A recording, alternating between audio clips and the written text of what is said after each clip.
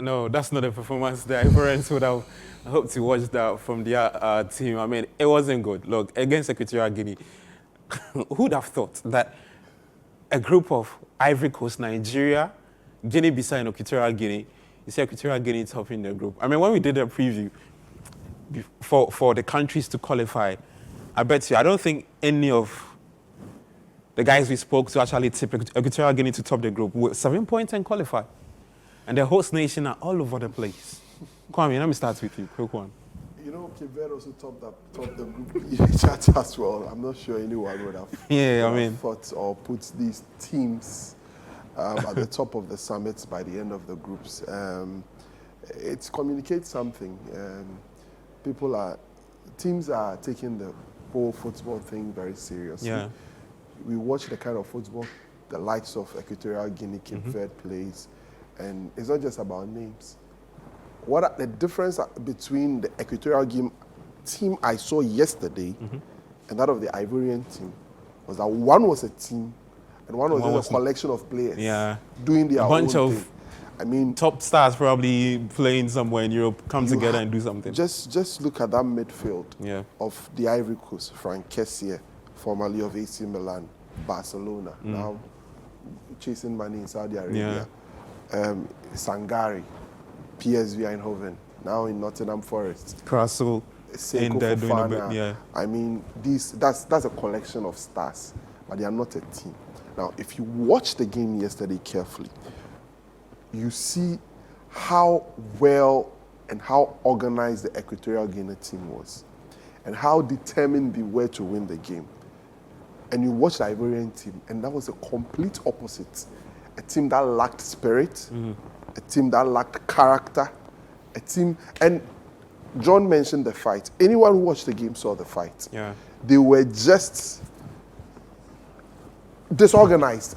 And there were points where after the second goal went in, their heads dropped. Yeah, that's true. Like that's true. everybody was like, okay, it's they done. gave up. There is nothing we could do.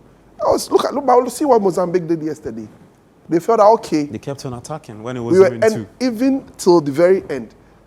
So you'd expect a country, a team that has won the African Cup of Nations in recent times, 2015, to have that level of mentality. And I would question, and even the coach, the moment the first goal went into the post, he had his hand inside his head.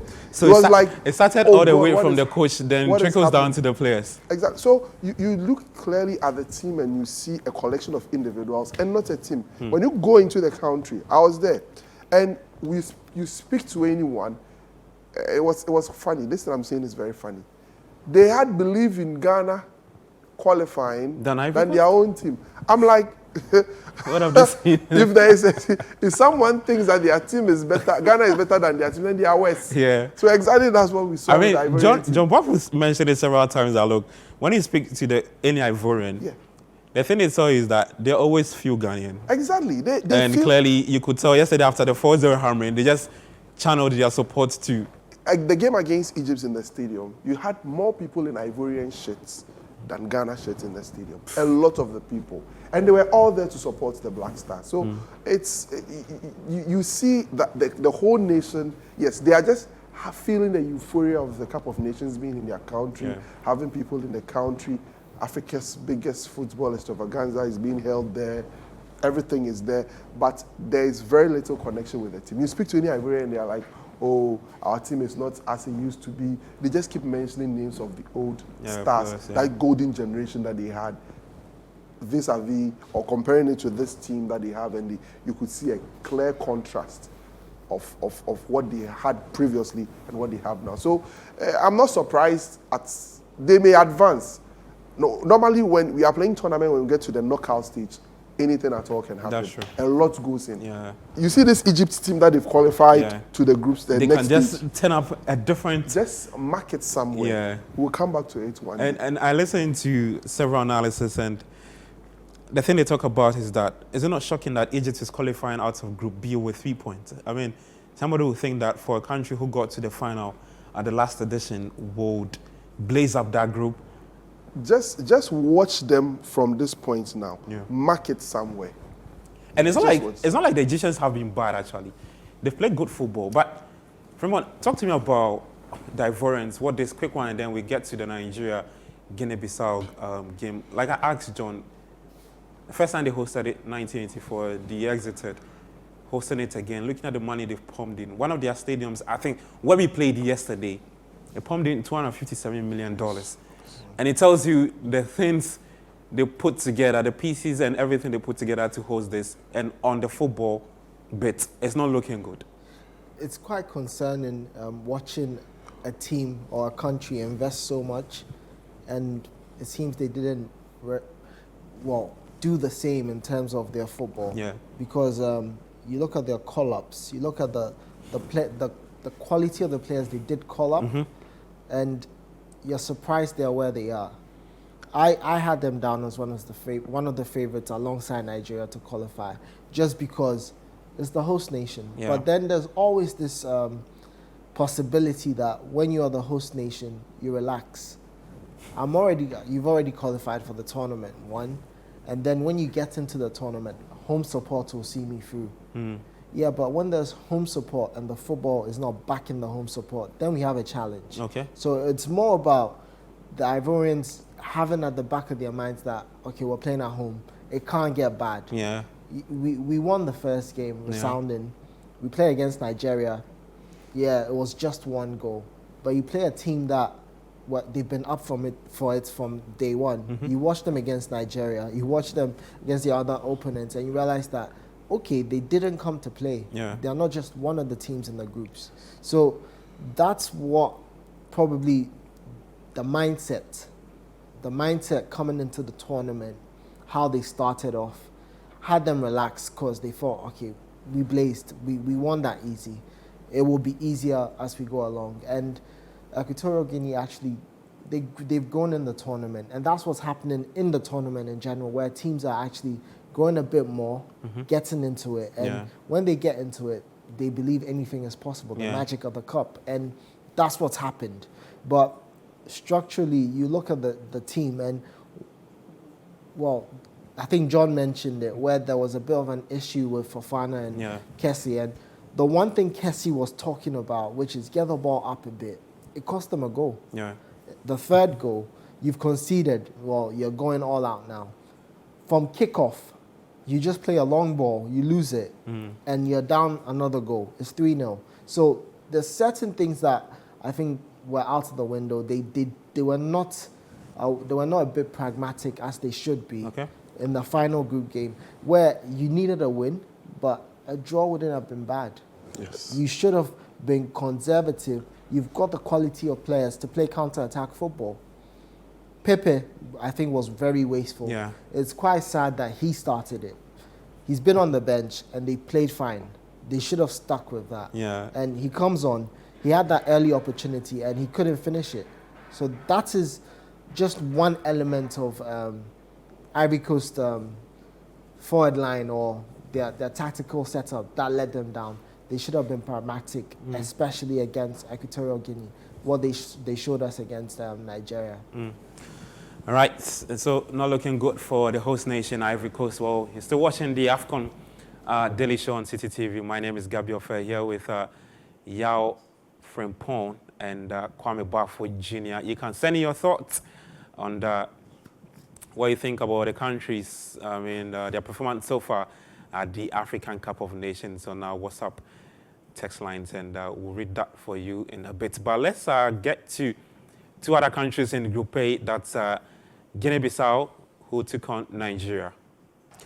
All right, so that's what Nigeria did to Guinea Bissau. Just one goal they put past them, and Victor Osimhen doesn't look like a man who's carrying this Nigerian team in this tournament.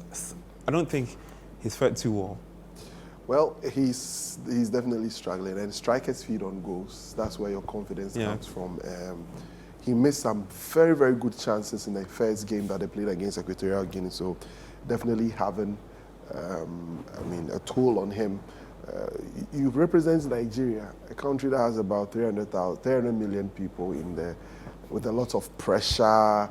There's a lot more you need to do when you are a player of Nigeria. So you definitely feel that pressure building up in him, and it's getting to him, definitely making it very, very difficult for him. But once he should get a first goal, I'm sure the goals would come. But you normally do this in the group stage. When it gets to the knockout stages, you don't have too many games. Knockout stage is knockout stage.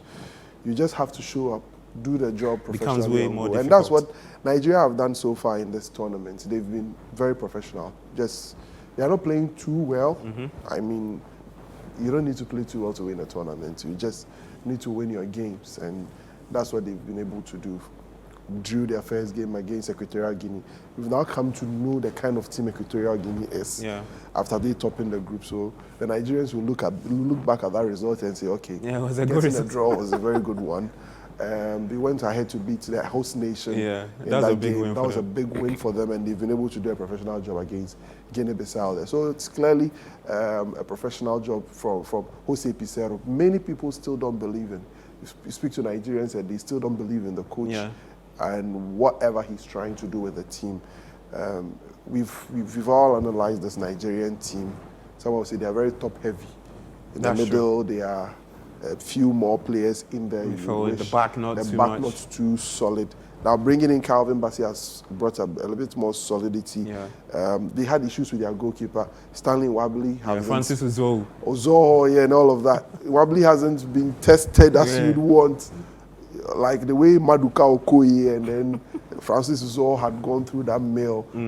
People are expecting him to go through that. Then we know that, okay, this is what he's made of, So it's all part of the whole process in the tournament. But generally, they fared well. 7 points from the group, going on to the next stage. They've got the job done professionally. We'll see how it goes with the knockout stages, where the proper action begins. Okay, what do you see this Nigerian team gets into? Well, a critical look at them shows that they are not good when they play 4 at the back. Oh, okay. Shifting to 3 or 5 at the back has actually made them a lot better, because then it allows Sanusi as well as Olaina to get involved in the attacking transitions, attacking phase, and they offer so much more because then Osimhen has something to feed on. Simon Moses has something to feed on. That's what they need to be doing. But once they try to play with a 4 at the back, it limits them going forward. In the middle, they are a bit light, as Kwame said. But then with their laterals, they have the quality and the speed over there. Lukman can tuck in. If he's playing as a winger, he can tuck in and join Osimhen and offer another body. So certainly, Nigeria need to be wary of the opponents going forward. Whoever they will be facing in the next round, it's important for them to stick to what works. Calvin Bassey joining the centre-backs has been a revelation, has allowed them to play comfortably because, he's a natural left-back. That's snuck into centre-back position. So he covers Olaina or Sanusi quite easily.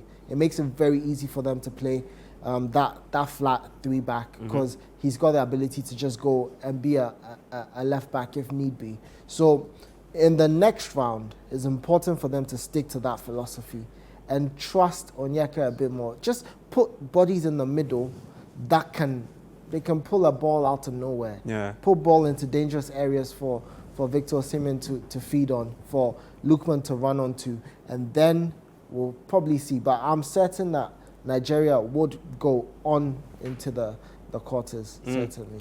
All right, let's see where Nigeria will get to. We'll have to hear from you also what you think about Nigeria's chances. I mean, the Nigerians watching, just get to us on the WhatsApp text line. So what you think about the teams so far, how they are faring at the tournament. Remember,